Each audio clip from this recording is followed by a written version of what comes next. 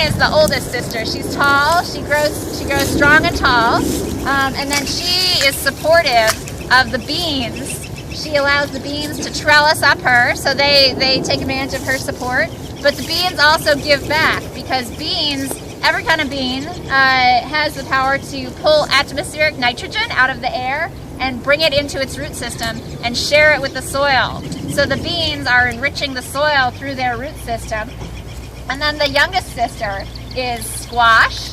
So squash leafs out over the ground and provides shade and a weed barrier, also helping protect her older sisters and benefiting from the nitrogen that beans provide.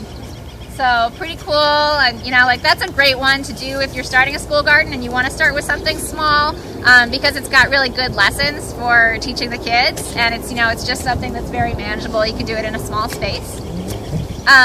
This structure right here is called an herb spiral. So there's only one thing right now, amazing sorrel, which is like super cold hardy. This is actually, taste it. Yeah, this is pretty good. If anyone's interested in having a bite, you're welcome to it. It's got a really lemony taste. So around here we're pretty comfortable with the elements. So I don't generally wash it. I figure the rain has washed it off. But if you're uncomfortable, then you can just grab some and wash it later. It's called a high tunnel. It's somewhat like a greenhouse, but the difference being that this is a completely passive structure. There's no additional source of heat. Any heat that we have in here is generated solely by the sunshine coming through the plastic.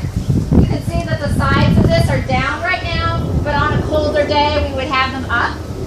They can be raised or lowered manually. So by our farm managers can use a pulley system to raise or lower the sides. And then is it on? Yeah, so I forget. We have one that is only hand controlled, but I guess this is the one that is. I'm like, we're not about to get rained on, are we? I know this is you can find your wet. Or I think being controlled by like fluctuations in temperature.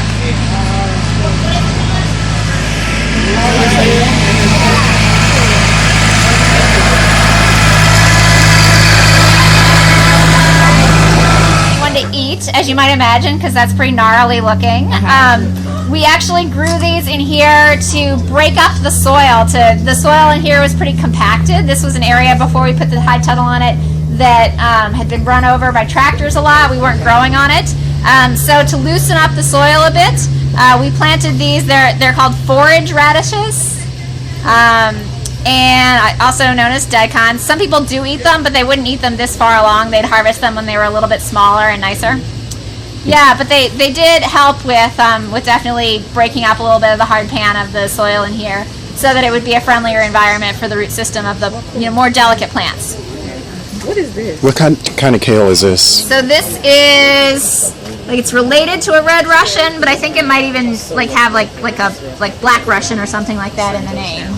Yeah, so anytime you've got a vegetable that has purple like this to it, that you're looking at a very nutritious, healthy vegetable. I'm going to pronounce the word probably poorly, but it's something like anthiocin that makes up the pigment, and it's a protective device that the plant does to make itself unappealing to insects. And what makes it, it's like a defense system for the plant, so that makes it really strong. That makes it good for us. So, I know a lot of people are not fans of raw kale, but if you are, ecosystem, because we have the plains overhead, we're right next to buildings, there's indoor plumbing and all of that. But we've got a whole interaction of different species that are going on here.